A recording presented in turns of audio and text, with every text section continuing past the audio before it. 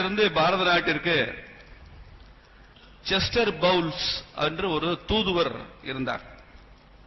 ஜவஹர்லால் நேரு காலத்தில் இருந்தார் அவர். அவருடைய பெயர் செஸ்டர் பவுல்ஸ். அவர் நாட்டினுடைய அதிபரிடம் சொன்னார், இரண்டாம் முறையும் எனக்கு இந்தியாவிற்கே தூதராக இருக்க வாய்ப்பு உங்களால் கொடுக்க முடியும் என்றால் கொடுங்க, நான் இந்தியாவிலேயே தூதராக இருக்க விரும்புகிறேன் என்று சொன்னார். அப்போது டெல்லியில நமது நாட்டினுடைய பத்திரிகையாளர்கள் எல்லாம் கேட்டார்கள், அப்படி ஒண்ணு இந்தியா அப்ப ரொம்ப ஒரு வளமான நாடு இல்ல, அப்ப ஏழை நாடு தான் 60கள்ல.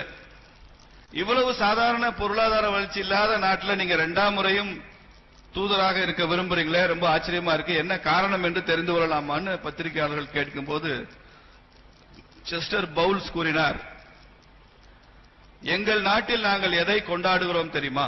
அமெரிக்காவில் ஒரு சாதாரண குடிசையில் இருந்தவன் ஆபிரகாம் லிங்கன், ஒரு செருப்பு தைக்கும் தொழிலாளியின் வயிற்றில் மகனாக பிறந்தவன் ஆபிரகாம் லிங்கன். ஒரு ஏழையின் குடிசையிலே செருப்பு தைக்கிறவருடைய தொழிலாளியின் மகனாக இருந்த ஆபிரகாம் லிங்கன் அமெரிக்காவின் ஜனாதிபதியாகி வெள்ளை மாளிகைக்கு அரண்மனைக்கு அவன் குடிபுகுந்தான் என்பதைத்தான் உங்கள் நாட்டில் வெற்றியாக கொண்டாடுகிறேன். Moving of a person from a hut to palace is the success in US. Not only US, in the entire West. மேற்குலகம் அப்படித்தான் கொண்டாடும். ஏழையாக இருந்து ஒருவன் பணக்காரனாகிவிட்டால், அவனுக்கு பணபலம் அதிகார பலம் வந்துவிட்டால் அவனை கொண்டாடுகிற ஒரு பழக்கம் மேற்குலகத்தினுடைய பழக்கம். செஸ்டர் பவுல் சொல்றார். ஆனால் இந்தியாவில் நீங்கள் எதை கொண்டாடுகிறீர்கள் என்றால், அரண்மனையிலே சுகபோகமாக வாழ்ந்த கௌதம புத்தரும் மகாவீரரும் சன்னியாசிகளாக தெருவுக்கு வந்தார்கள் என்பதை கொண்டாடுகிற தேசமாக இருக்கிறது. எனக்கு இந்தியா பிடித்திருக்கிறது, அதனால் நான் இங்கே இருக்க விரும்புகிறேன் என்று சொன்னார். Moving of a person from palace to hut. அரண்மனையில் வாழ்ந்தவன் குடிசைக்கு வந்தான் என்பதை கொண்டாடுகிற தேசம் உலகத்தில் எங்கேயுமே இல்லை. அந்த அளவு எளிமையாக ஆன்மீக வழியில் போகிற ஒரு தேசம். பெரிய பெரிய மன்னர்களே கூட ஆன்மீகத்தையும் துறவையும் விரும்பி ஏற்றுக்கொண்ட ஒரு தேசம். அப்படி ஒரு நாட்டில் இருக்கணும்னு ஆசைப்படுறேன்னு சொன்னார். இந்த நாட்டில் மாத்திரம் தாங்க இந்த மண்ணுக்கு ஒரு சிறப்பு. எல்லாவற்றையும் துய்த்தவனை விட எல்லாவற்றையும் துறந்தவனுக்கு மரியாதை அதிகமா இருக்கிறது இந்தியாவில் தான். துய்த்தவனை விட துறந்தவனுக்கு மரியாதை அதிகம். இது வேண்டான்னு சொல்றவங்களுக்கு மரியாதை அதிகம். தமிழ்நாட்டில் அந்த மரபு எப்போதும் கட்டி காக்கப்பட்டு கொண்டிருக்கிறது. அந்த வழி வந்தவர்கள் தான் சித்தர்கள். அந்த வழி ஒரு பெரிய பாரம்பரியத்தை உருவாக்கியவர்கள் தான் சித்தர்கள். ஆயிரக்கணக்கான ஆண்டுகளாக இந்த தமிழ் மண்ணை ஆன்மீக ரீதியாக உழுது எடுத்து பயிரிட்டவர்கள் தான் சித்தர்கள். சித்தன் என்ற சொல்லுக்கே நீங்க விக்கிபீடியால உள்ள டைப் பண்ணி உள்ள போய் பார்த்தா நிறைமொழி மாந்தர்கள் அப்படின்னு தான் சொல்லப்பட்டிருக்கு.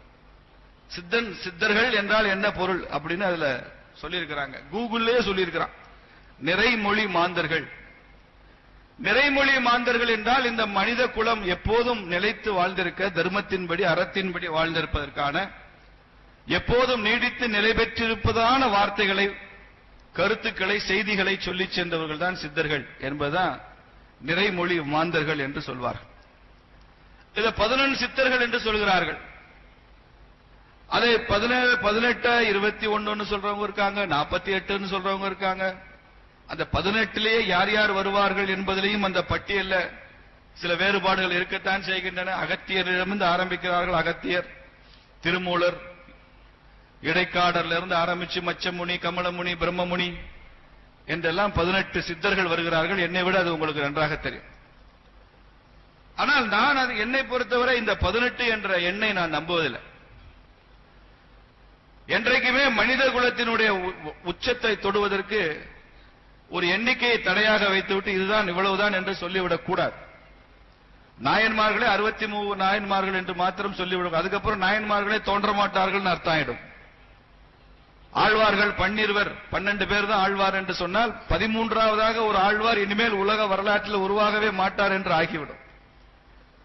சேக்கிழார் பெரிய புராணத்தை தொகுக்கும் போது அவருக்கு முன்னால் இருந்தவர்கள் 63 பேர், அவ்வளவுதான். அதுக்கப்புறம் எவ்வளவு நாயன்மார்கள் வந்திருக்கலாம். நாயன்மார்கள் இந்த மரபில் தோன்றிக் கொண்டேதான் இருந்திருப்பார்கள். ஆனால் அதை எழுதி வைப்பதற்கு ஒரு சேக்கிழார் இல்லை, அவ்வளவுதான். ஆழ்வார்கள் தோன்றிக் கொண்டேதான் இருந்திருப்பாங்க. பக்கத்தில் மதுரையில சௌராஷ்டிரா சமுதாயத்தை சார்ந்த நாயகி சுவாமிகள் இருந்தார். ஒரு ஆழ்வாருடைய வாழ்க்கைக்கும் நாயகி சுவாமிகளுடைய வாழ்க்கைக்கும் எந்த விதமான வித்தியாசமும் இருக்காது. அவரை 13வது ஆழ்வார் என்று நான் சொல்லுவேன். தமிழ்ல முதல் 7 வள்ளல்கள் கடையேழு வள்ளல்கள். கடையேழு வள்ளல்கள்னு சொல்வதில் எந்த அர்த்தமுமே இல்லை. அதற்கப்புறம் இப்ப தமிழ் சமுதாயத்தில் இனிமே வள்ளல்களே உருவாக மாட்டாங்கன்னு ஆயிடும். அவங்கள தவிர அதுக்கப்புறம் இந்த 2000 வருஷத்துல வந்தவங்க எல்லாம் கஞ்சன் தான், ஒருத்தனும் வள்ளல் இல்லைன்னு ஆயிடும். தமிழ் சமுதாயத்தில் வள்ளல்கள் தோன்றிக் கொண்டுதான் இருக்கிறார்கள். கடையேழு வள்ளல்கள் சொல்லக்கூடாது, முதல் 7 வள்ளல்கள் கூட சொல்லலாம். கடையேழு வள்ளல்கள் எப்படி சொல்லலாம்? அது மாதிரி இந்த சித்தர் பாரம்பரியம் என்பதும் இது ஒரு ஞான பரம்பரை. வள்ளலார் சுவாமிகள் சொல்வது மாதிரி வாழையடி வாழை என வந்த திருக்கூட்டம்னு சொல்றார் வள்ளலார். அது மாதிரி இது ஒரு தொடர் மரபு. அதுல 18ஓட நின்று விடும் என்று நான் நினைக்கவில்லை. இந்த அரங்கத்திற்குள்ளேயே சித்தர்கள் நிறைய இருக்கிறாங்க. இன்னைக்கு சித்தர்களுடைய ஜீவ சமாதியில எவ்வளவோ சித்தர்களை நாம பட்டியலிட்டு காண்பிக்கிறோம். 18ன்றது ஒரு ரெஃபரன்ஸுக்கு நாம் வைத்துக் கொள்ள வேண்டுமே தவிர அதோடு இந்த மரபு முடிந்து விட்டது என்று நாம் சொல்லிவிட முடியாது. சித்தர்களுடைய ஞானம் என்பதே ஒரு காஸ்மிக் நாலேஜ் தான், பிரபஞ்ச ஞானம். என்னுடைய நண்பர் சித்தர் ஒருவரிடம் சீடராக இருந்து பயிற்சி பெற்றவர். இப்போது அவர் லௌகீக வாழ்க்கையில் இருந்தாலும் கூட திருமணம் செய்து கொள்ளவில்லை, இன்னும் அந்த ஆன்மீக வாழ்க்கை வாழ்கிறார். அவர் தான் சித்தரிடம் இருந்து அந்த அனுபவத்தை சொன்னார். இப்போதும் அந்த அனுபவத்தை பகிர்ந்து கொள்வதில் நான் ஆசைப்படுறேன். பல சமயங்களில் அந்த சீடரை நிர்வாணமாக நிற்க சொல்வார். அழுக்கான குளத்து தண்ணீரா இருக்கும், அதை அள்ளி குடின்னு சொல்வார். நல்ல வெயில் அடிக்கிற பாறையில உடம்புல துணியே இல்லாம அந்த பாறையில வெயில்ல போய் படும்பார். திருச்செந்தூர் கோவில்ல அந்த வெளியில கடற்கரையை ஒட்டி இருக்கிற அந்த பிரகாரத்துல பிச்சைக்காரர்கள் உட்கார்ந்து இருப்பாங்க, அவங்களோட உட்கார்ந்து நீயும் பிச்சை எடும்பார். அப்படிலாம் நான் பயிற்சி பெற்று வந்திருக்கிறேன் என்று சொல்வார் அவர். தன் மனதில் உள்ள அகங்காரத்தை அழிப்பதற்கு இதெல்லாம் அற்புதமான நடைமுறைகள். நான் பெரியவன், எனக்கு எல்லாம் தெரியும், நான் யார் தெரியுமான்ற அந்த எண்ணம் இருக்க, ஈகோ என்று சொல்லுகிறோம் ஆங்கிலத்தில், அகங்காரம். அதை அழிப்பதற்கான நடைமுறையை சித்தர்கள் எவ்வளவு சுலபமாக கொண்டாடினார்கள் என்பது தெரியும், கையாண்டிருக்கிறார். அவர் சொன்ன ஒரு சம்பவம் எனக்கு ரொம்ப ஆச்சரியமா இருந்தது.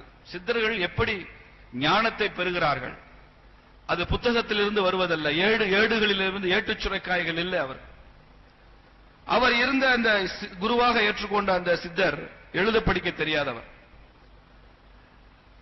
அவரால் வாசிக்க தெரியாது, எழுத தெரியாது, அவரால் கையெழுத்திட முடியாது. அவருக்கு இலக்கியங்கள், பக்தி இலக்கியம், புராணங்கள் எதுவும் சொல்ல தெரியாது. ஏதோ சில விஷயங்கள் மனப்பாடமா சொல்லுவாரே தவிர பெரிதாக எதுவும் தெரியாது. ஆனால் மிகச்சிறந்த ஞானி.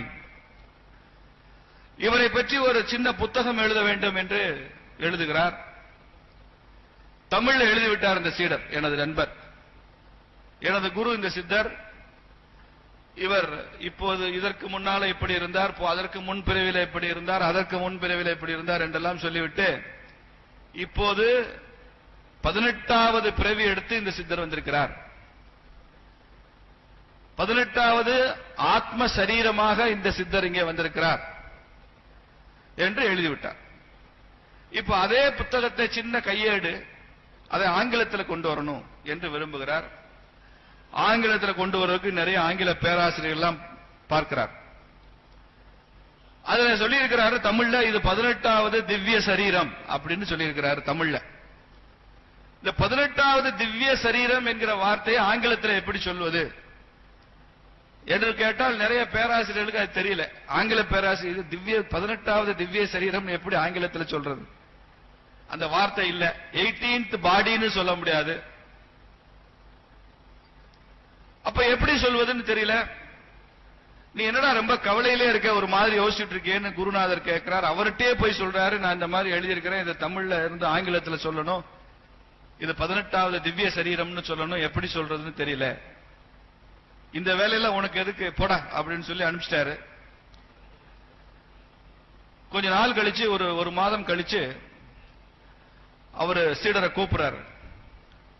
எங்கேயோ புழுதியில, மண்ணுல காற்று அடித்து அடித்து ஒரு பழுப்பு நிறம் உள்ள ஒரு பழைய பேப்பர், ஒரு ஆங்கில பேப்பர், சின்னதா கை தூண்ட அளவு இருக்கு, அது அந்த மண்ணில் புரண்டு புரண்டு எங்கிருந்தோ வந்துட்டே இருக்கு. இவர் சித்தர் அங்கே அமர்ந்திருக்கிறார். சீடனை அழைக்கிறார். நீ போய் அந்த தள்ளி நிக்குது பாரு, அந்த மண்ணில் ஒரு புழுதி பேப்பர் அடிச்சுக்கிட்டே வருது, அழுக்கான பேப்பர் வருது. ஆமா சாமி, அதை போய் எடுத்துட்டு வா. அதையே எடுக்க சொல்றாரு தெரியல, போய் எடுத்துட்டு வர்றாரு. அதுல என்ன இருக்கு? இவர் சொல்றாரு இங்கிலீஷ்ல இருக்கு, என்னமோ எழுதி இருக்கு. நீ அதுல வாசி. நீ என்கிட்ட ஒரு மாசத்துக்கு முன்னால கேட்டையில 18வது திவ்ய சரீரம்னா என்னன்னு இங்கிலீஷ் அதுக்கு அதுல இருக்கு, அதை பாரு அப்படின்னு சொல்றாங்க. அதை வாசி பார்த்தா அது இன்னொரு ஒரு மகரிஷியை பத்தி ஒருத்தர் ஹிந்து பேப்பர்ல ஆங்கிலத்தில் எழுதின கட்டுரை. அது அந்த கட்டுரை கிழிஞ்சு அது பழைய பேப்பர் ஆயிடுச்சு, பல நாட்கள் ஆச்சு, பழுப்பு ஏறி போன பேப்பர். அது ஏதோ காத்துக்கு அடிச்சுட்டு வருது. அதை எடுத்து பார்த்தா அதுல இடையில ஒரு வார்த்தை இருக்கு, தி ஸ்பிரிச்சுவல் கார்போரல் ஃப்ரேம் அப்படின்னு ஒரு வார்த்தை இருக்கு. இந்த பாடி, இந்த உடலை பத்தி சொல்ற ஒரு வார்த்தை தி ஸ்பிரிச்சுவல் கார்போரல் ஃப்ரேம் அப்படின்னு இருக்கு. இதை சொல்லி இருக்கிறார் அவர் சுவாமிகிட்ட. சுவாமிக்கு அதுக்கு இங்கிலீஷ்க்கு அர்த்தம் தெரியாது. அதுதான் நீ கேட்டதுக்கு சரியான வார்த்தை, அதை பயன்படுத்திக்கோ அப்படின்னு சொல்லிட்டாரு. தி 18th ஸ்பிரிச்சுவல் கார்போரல் ஃப்ரேம் என்ற வார்த்தையை, 18வது திவ்ய சரீரம் என்ற வார்த்தையை எழுத படிக்க தெரியாத, ஆங்கிலம்னா என்னன்னு தெரியாத, தமிழே வாசிக்க தெரியாத ஒரு சித்தர் சொல்றாருன்னா, சித்தர்களது அறிவு என் ஞானம் என்பது புத்தகம் பார்த்து படித்து வருவதல்ல, பிரபஞ்சத்திலிருந்து தங்களை இணைத்துக் கொண்டதனால வந்த அறிவு. அப்படிப்பட்ட அந்த ஞானம் இருக்கிறதுனால தான் அவர்கள் இந்த உலக வாழ்க்கையை விட்டு எங்கேயோ ஒதுங்கி இருந்தாலும் கூட இந்த மக்களுக்கு தேவையான அத்துணை சாஸ்திரங்களையும் அவர்களால் சொல்ல முடிந்தது. இன்னைக்கு சித்தர்கள் இல்லை என்றால் மருத்துவ உலகமே இல்லை. இந்திய வரலாற்றில் மருத்துவமே இல்லை. மருத்துவ சாஸ்திரத்தை கற்றுக் கொடுத்தவர், கற்றறிந்தவர்கள் சித்தர்கள். எனக்கு ஒரு சின்ன பாராசிட்டமால் மாத்திரை கொடுக்கணும்னா கூட அது ஒரு 1000 பேருக்கு கொடுத்து பார்த்து தான் ட்ரையல் அண்ட் எரர் பண்ணி தான் ஒரு மெடிசின் அது பார்மசூட்டிக்கல் அப்ரூவல் வாங்குது, பார்மசூட்டிக்கல் அப்ரூவல் லைசன்ஸ் கிடைக்குது. ஆனால் இந்த மூலிகை, இந்த மருந்து, இந்த செடி, இந்த தாவரம் இது இந்த நோயை குணப்படுத்தும் என்பதை எத்தனை பேரை வச்சு ட்ரையல் அண்ட் எரர் பார்க்கிறது? ஆயிரக்கணக்கான பேரை வச்சு ட்ரையல் அண்ட் எரர் அவங்க பார்க்கல. சித்தர்கள் வாழ்ந்த அந்த காட்டு பகுதியில் அத்தனை மக்கள் அவ்வளவு வியாதிகளுடன் அந்த காலத்தில் இல்ல. ஆனாலும் கூட அவர்கள் அப்படிப்பட்ட மருந்தை கண்டுபிடித்திருக்கிறார்கள் ட்ரையல் அண்ட் எரர் இல்லாமலே. என்றால் இன்னைக்கு இருக்கிற ஆங்கில மேற்குலகத்தினுடைய பார்மசூட்டிக்கல் கம்பெனிஸ் இன்னைக்கு ஒரு சித்தருடைய அறிவை பார்த்தால் அப்படியே வியந்து போய்வான். நமக்கு தான் அவங்களுடைய வேல்யூ தெரியல. அப்படிப்பட்ட ஒரு ஆன்மீக ஆற்றல் சித்த மருத்துவம். ஆயுர்வேதமும் சித்த மருத்துவம் தான். அதுக்கு பேர் மாறி போச்சு, சில மரபுகள் மாறி போச்சு, ஸ்டைலும் பிராக்டிஸும் மாறி போச்சு. தன்வந்திரி ஆயுர்வேத மருத்துவத்தினுடைய பிதாமகர், அவருமே சித்தராகத்தான் கருதப்படுகிறார். தன்வந்திரியுமே சித்த மருத்துவம் அவர்கள் கொடுத்தது. பல பேருக்கு தெரியாது, விவசாயமே சித்தர்கள் கொடுத்தது. பல விவசாயம், நெல், அந்த விதை வகைகள், இது என்ன விதையாக முளைக்கும், இது எப்படிப்பட்டது மருத்துவ குணங்கள் கொண்டது என்ற அந்த உணவுக்கும் மருந்துக்குமான அந்த விவசாயம் சித்தர்கள் மூலமாக வந்தது. யோகக்கலை சித்தர்கள் மூலமாக வந்தது. பதஞ்சலி முனிவரே சித்தர் தான். அஷ்டமா சித்திகள் என்பது யோகத்தின் மூலம் நடக்கக்கூடியது. யோகம், பிராணாயாமம், பிரத்யாகாரம், நியமம், நியமத்திலிருந்து ஆரம்பிக்கும். இதெல்லாம் சித்தர்கள் மூலமாக வந்ததுதான். இதையுமே நமது நாட்டில் சித்தர்கள் தான் நமக்கு வழங்கி சென்றார்கள். வானியல், அஸ்ட்ரானமி சித்தர்கள் கொடுத்ததுதான் நமக்கு. நீங்க பல சித்தர்கள் எழுதிய பாடல்கள் இருக்கிற அந்த கோள்கள், கிரகங்கள் அமைப்பு, இதெல்லாம் பாத்தீங்கன்னா மிகப்பெரிய அஸ்ட்ரானமி வேற, அஸ்ட்ராலஜி வேற, வானியல் வேற, ஜோதிடம் வேற. ஜோதிடமும் சித்தர்கள் கொடுத்ததுதான். எந்தெந்த கிரகங்கள் எப்படி அமைப்பு இருந்தால் எப்படிப்பட்ட பலன்கள் விளையும் என்பதெல்லாம் பாடல்களாக சொல்லி சென்றதும் சித்தர்கள் தான். நாடி ஜோதிடம் என்று பார்க்கிறோமே, அதுவும் சித்தர்கள் சொன்னதுதான்.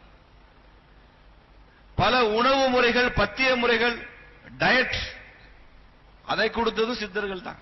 வெறும் ஆன்மீகம் மாத்திரம் கொடுத்து செல்லவில்லை. சித்தர்கள் டயட் கொடுத்திருக்காங்க, மருந்து கொடுத்திருக்காங்க, மெடிசின் கொடுத்திருக்காங்க, அஸ்ட்ராலஜி கொடுத்திருக்காங்க, அஸ்ட்ரானமி கொடுத்திருக்காங்க, அக்ரிகல்ச்சர் கொடுத்திருக்காங்க, மெட்டலர்ஜி கொடுத்திருக்காங்க, உலோகவியல். ஒரு இரும்பு இப்படி உருக்குனா இப்படி எல்லாம் வரும், யாருக்கு தெரியும் அந்த காலத்துல? ரசவாதம் பண்ணி மெட்டல்ஸோட தன்மையை மாற்றி ஒரு உலோகத்தை இன்னொரு உலோகமாக மாற்ற முடியும் என்று நிரூபித்தவர்கள் சித்தர்கள். தகரத்தை தங்கமாக மாற்ற முடியும் என்றெல்லாம் காண்பித்து, ரசவாதம் என்று சொல்கிறோமே, இன்னைக்கு அதை பற்றி ஆராய்ச்சி இல்லை.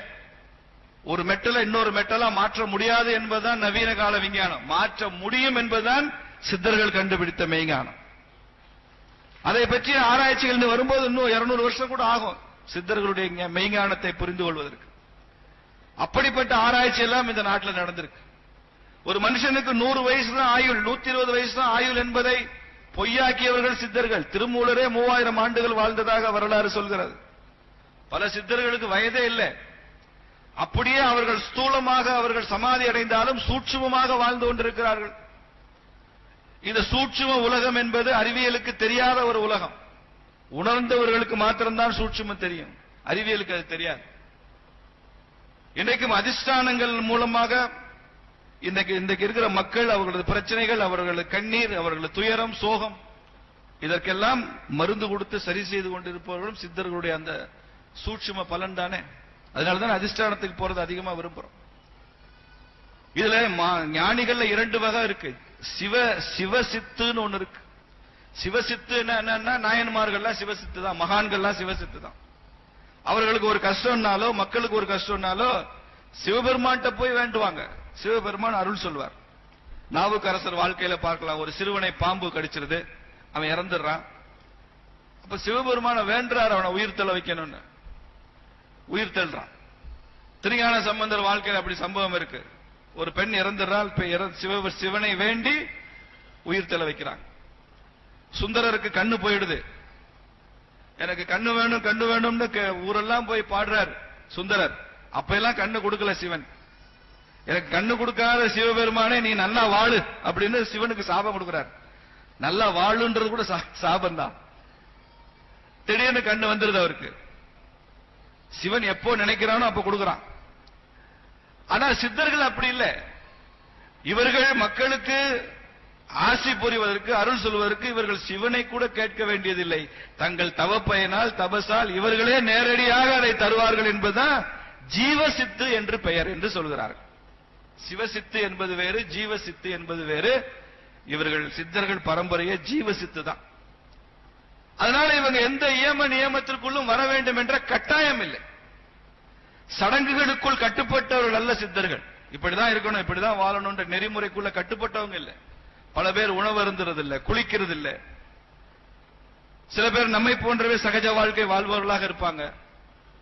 மக்கள் கூட்டத்திலிருந்து ஒதுங்கி இருப்பவர்களாகவும் இருப்பாங்க, மக்கள் கூட்டத்தோடு நெருக்கமாக இருப்பவர்களாகவும் இருப்பாங்க. அது அவங்க இஷ்டம் தான். அது சித்தர்களுக்கு ரெஸ்ட்ரிக்ஷன் கிடையாது.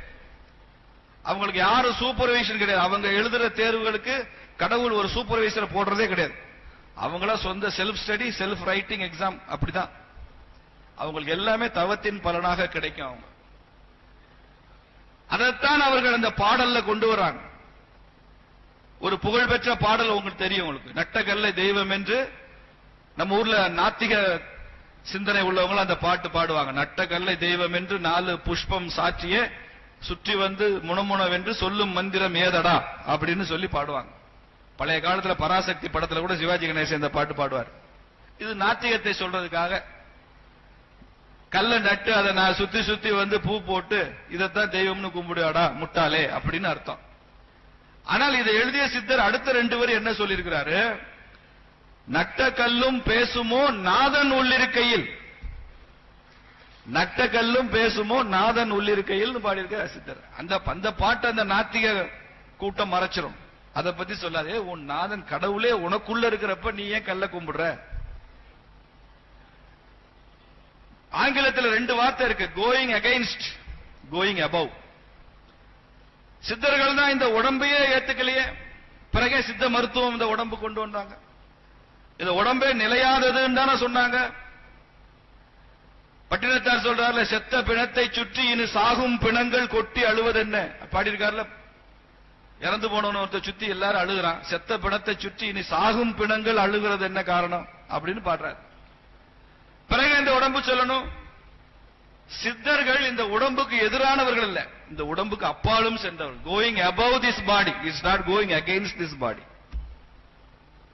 சித்தர்கள் பெண்களை பத்தி ரொம்ப குறைச்சு பேசியிருக்கிறாங்க. பல இடங்கள்ல பெண்களை பழிச்சு பாடிருக்காங்க. அதெல்லாம் இல்ல. They are going above this விமென்ஹுட். பெண்ணை பெண்ணாகவும், பெண்ணை மனைவியாகவும், பெண்ணை சகோதரியாகவும் மாத்திரமே பார்த்த ஒரு கூட்டத்தில் பெண்ணை தாயாக மாத்திரமே பார்த்தவர்கள் சித்தர்கள். அதனால அது அந்த லெவல் தாண்டி போயிடும். அப்படி கோயிங் அபவ் இந்த பண்பாடு சித்தர்கள் பாரம்பரியத்தில் இருக்கிறது. இதை நாம் புரிந்து கொள்ளணும். நட்ட கல்லும் பேசுமோ நாதன் உள்ளிருக்கையில்னா கடவுள் உள்ள இருக்கார். இதைத்தான் நாத பரம்பரைன்னு கோரக்க சுவாமிகள், கோரக்க சித்தர் கொண்டு வந்தார். கோரக்க சித்தர் தெரியும், நாகப்பட்டினம் பக்கத்துல. அவர் ஒரு புதுசா ஒரு கல்ட் அவருக்கு பேரே நாத வழிபாடு. நாத வழிபாடு அதுதான் அந்த நாதன் உள்ளிருக்கைங்கிறதா நாத வழிபாடு. சிவனையே சொல்றோம்ல, விஸ்வநாதன், உலகநாதன் அப்பெல்லாம் சொல்றமே சிவபெருமான, அப்படி நாத வழிபாடு.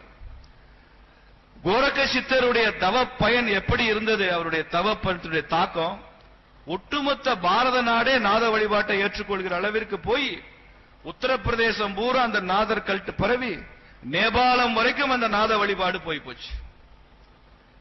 அப்படி வந்த அந்த கோரக்நாத் சுவாமியுடைய அந்த ஒரு மடம் தான் இன்னைக்கு உத்தரப்பிரதேசனுடைய மிகப்பெரிய மடமாக இருக்கிற கோரக்பூர். அந்த கோரக்பூர் மடத்தினுடைய மடாதிபதியாக இருந்தவர் தான் இன்னைக்கு உத்தரப்பிரதேசனுடைய முதல்வராக இருக்கிற கோரக்பூர் மகன் அவேத்நாத்தினுடைய அடுத்த வாரிசு யோகி ஆதித்யநாத். இன்னைக்கு உத்தரப்பிரதேச முதல்வர் யோகி ஆதித்யநாத் தமிழ்நாட்டிலிருந்து போன கோரக்நாத் சுவாமிகள் சித்தருடைய பாரம்பரியத்தில் வந்த அந்த நாத வழிபாட்டினுடைய சம்பிரதாயத்திலிருந்து வந்தவர். அதேதான் அப்படியே நேபாளம் வரைக்கும் போய் பசுபதிநாதர் என்று வந்து பசுபதிநாத் கோவில் என்பது நேபாளத்தில் இருக்கு. இந்த கோரக்க சித்தருடைய புகழ் எந்த அளவு பரவியதுன்னா, இன்னைக்கு நேபாளத்தில் இருக்கிற கூர்க்கர்கள் சொல்றமே, கூர்க்கர்கள் என்பவர்கள் அன்னைக்கு தங்களை தாங்களே கோரக்கர்கள் என்று அழைத்துக் கொண்டவர்கள். அவர்கள் அதுதான் பின்னால கூர்க்கர்கள் என்று மாறியது. தமிழ்நாட்டின் ஆன்மீகத்தை ஒட்டுமொத்த தேசமும் தொழுதது என்பதை இந்த கூட்டத்தில் நான் பதிவு செய்தே தீர வேண்டும். அப்படிப்பட்ட சித்தர்கள் இருந்திருக்கிறாங்க. இதை நாங்கள் உத்தரப்பிரதேச முதல்வர் அவர்களை சந்தித்த போது அவர்கிட்டே சொன்னோம், கோரக்நாத் தமிழ்நாட்டிலிருந்து வந்த கோரக்நாத் சுவாமிகள், உங்களுக்கும் தமிழ்நாட்டுக்கும் பெரிய ஆன்மீக தொடர்பு இருக்கு. இது அரசியல் கடந்த ஆன்மீகம், இது சித்தர்கள் உருவாக்கி கொடுத்த ஆன்மீகம் இந்த தேசத்தை இணைக்கிறது என்று சொன்ன போது அவருக்கு அவ்வளவு சந்தோஷம். அவருக்கு அந்த கதையெல்லாம் தெரிஞ்சிருக்கு. தமிழ்நாட்டிலிருந்து வந்த கோரக்நாத் சித்தர் மூலமா தான் கோரக்பூர் என்ற ஊரே உருவாச்சு என்பது தெரிந்திருக்கிறது. அப்படி ஒரு ஆன்மீகத்தின் அடிப்படையில் இந்த தேசம் இருக்கு. ஆங்கிலத்தில் ஒரு வார்த்தை சொல்றாங்க, பயோடைவர்சிட்டி, உயிரியல் பன்மை அப்படின்னு சொல்றாங்க.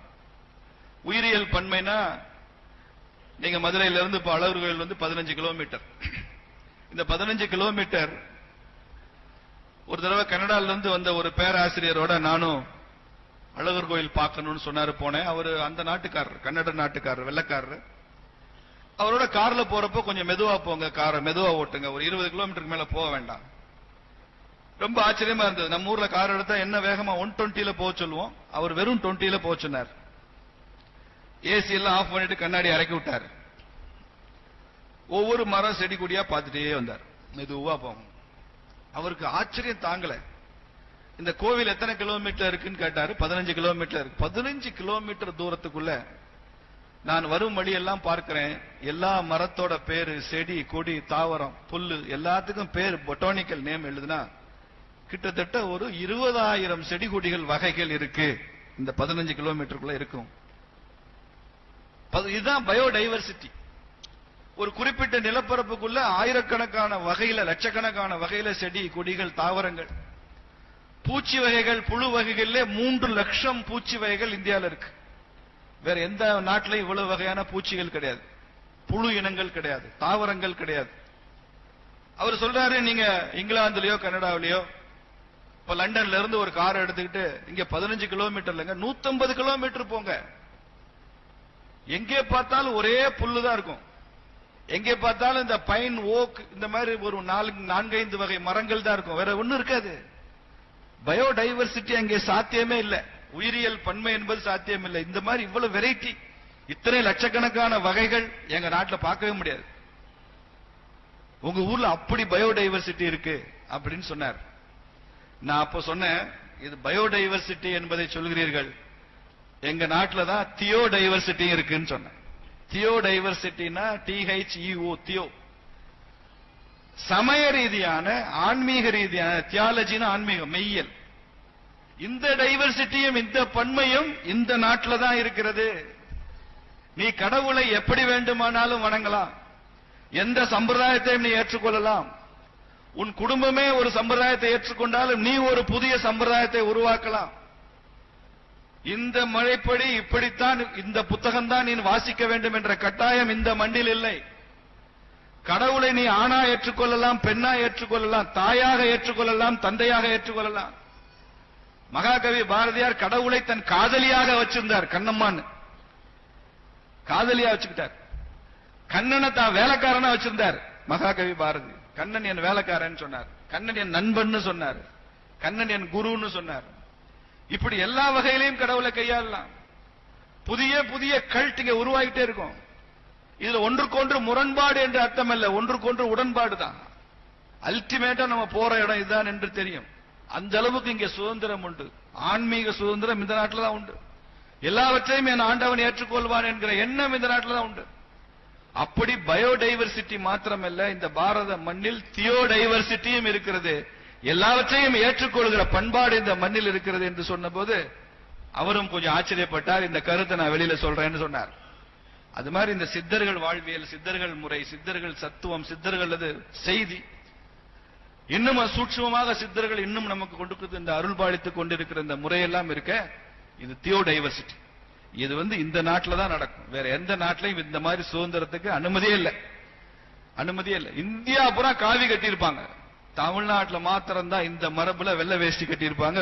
வெள்ளாடை வேந்தர்களாக இங்க இருப்பாங்க, வெள்ளாடை துறவிகளாக இருப்பாங்க. ராமலிங்க வள்ளல் பெருமான் வெள்ளாடையில இருந்தார். இங்க இருக்கிற எல்லாரும் வெள்ளாடையோடு இருக்கிறீங்க. உங்களை பார்க்கும்போது எனக்கு அவ்வளவு மகிழ்ச்சியா இருக்கு. இது அரசியல் வெள்ளாடை, இதுக்கு அதுக்கு சம்பந்தம் இல்லை. இது ஆன்மீக வெள்ளாடையாக இருக்கிறீர்கள்.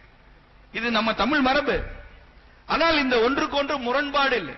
இதே வெள்ளையாடையோடு இந்த தாவோ சுவாமிகள், பிரம்மஸ்ரீ தாவோ அவர்கள் நீங்க கைலாசத்துக்கு போனாலும் அங்கே காவி கட்டிய ஒருவருக்கு என்ன மரியாதை கிடைக்குமோ, முக்கியத்துவம் கொடுக்குமோ, அந்த மரியாதை இவர் ஆன்மீக மகான் என்பதால் இவருக்கு அந்த முக்கியத்துவத்தை கொடுக்கத்தான் செய்வாங்க. அந்த மரபு, இந்த ஆன்மீகத்தை இந்த தேசத்தில் நாம் எப்போதும் போற்றி எடுக்கணும். அதற்கு இந்த சித்தர்கள் மாநாடு உதவிகரமாக இருக்கும். இது உலகத்திற்கு வழிகாட்டக்கூடியதா இருக்கும். இதையெல்லாம் நாம் அதிகம் அதிகம் ஆங்கிலத்தில் கொண்டு வரோம். இன்னைக்கு என்ன பிரச்சனைனா, இதெல்லாம் தெரிந்தவர்கள் தமிழ் மட்டுமே தெரிந்தவர்களாக பல பேர் இருக்கிறாங்க. மரணமில்லா பெருவாழ்வுன்னு வள்ளல் சுவாமிகளுடைய ஒரு கருத்து.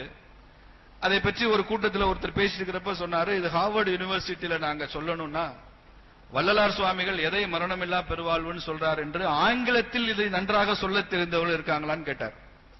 அப்போ எனக்கு தெரிந்த அறிவை வைத்துக் கொண்டு விசாரித்ததில் யாருமே இல்லை. இப்போ ஒருவர் நிறைய இருக்கலாம்.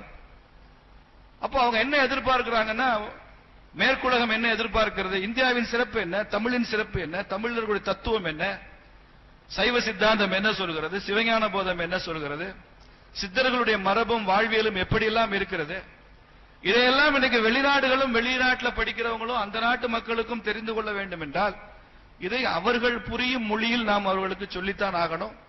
அதனால பிரம்மஸ்ரீ தாவோ அவர்களுக்கு எனது ஒரு விண்ணப்பம், இதே விஷயத்தை இந்த சித்தர்கள் மாநாட்டை தமிழ் பண்பாடு, இந்திய பண்பாடு, நமது ஆன்மீக மரபு எப்படி இருந்தது என்பதெல்லாம் தெரிவதற்கு நீங்க அமெரிக்கால ஹார்வர்டு யூனிவர்சிட்டியில இப்படி ஒரு மாநாடு நீங்க நடத்தணும். லண்டன்ல இந்த மாதிரி ஒரு மாநாடு நடத்தணும். அங்கேயும் இப்ப நிறைய தமிழர்கள் இருக்கிறதுனால நீங்க முயற்சி செஞ்சா அவர்களும் அதற்கு ஒத்துழைப்பு கொடுப்பார்கள். ஒருவேளை 2026 சித்தர்களது அருளால் எங்களுக்கெல்லாம் கூட ஒரு அரசியல் அதிகாரம் கிடைத்தால் அதற்கான பணியை நாங்களும் உங்களுடன் சேர்ந்து செய்ய முடியும். அதற்கான முழு ஒத்துழைப்பும் கொடுக்க முடியும். அதற்காகத்தான் இருக்கிறோம். ஒரு அரசியல்வாதி என்பவன் தான் நினைத்த திசை வழியில் இந்த சமூகத்தை இழுத்துச் செல்வதற்கு இல்ல, சமூகம் செல்ல விரும்பும் திசை வழியில் அவர்களை அழைத்துச் செல்வதற்கு தான் ஒரு அரசியல்வாதி இருக்கிறானே தவிர, நான் சொல்றது கரெக்ட் நீ என் வழியில வான்னு சொல்றவன் அரசியல்வாதி இல்ல. நீங்கள் செல்லும் வழியில் உங்களுக்கு உதவிகரமாக இருப்பவன் தான் அரசியல்வாதி. அதற்கும் சித்தர்கள் அருள்பாலிப்பார்கள் என்ற நம்பிக்கையோடு விடைபெறுகிறேன். வாய்ப்புக்கு நன்றி, வணக்கம்.